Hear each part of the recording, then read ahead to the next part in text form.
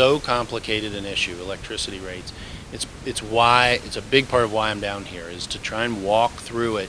You know, snippets on the news or bits in the newspaper are not the same as an hour of walking through it with a back and forth, so people could ask clarifying questions at the end, and there were plenty of people who just had comments they wanted to make, and some had questions.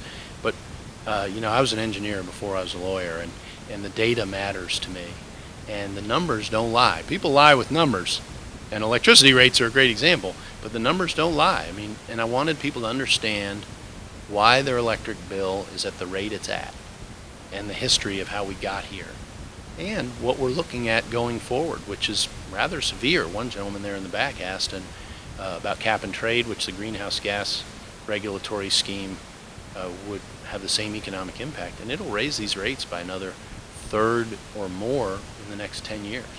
You made an announcement at the end of this saying that, yes, you would be running for governor. Well, that wasn't an announcement. That was an answer to a question. There was a fellow sitting in the audience who might well be your opponent, former Delegate Ward Armstrong, who ran almost exclusively on rate increases as an issue.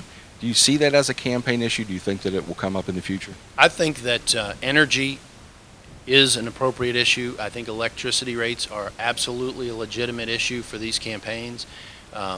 The ability of Virginia to put itself in a position to have long-term, stable, and reasonable, by which I mean as low as possible, electricity rates is critical to our economic opportunity going forward. It's absolutely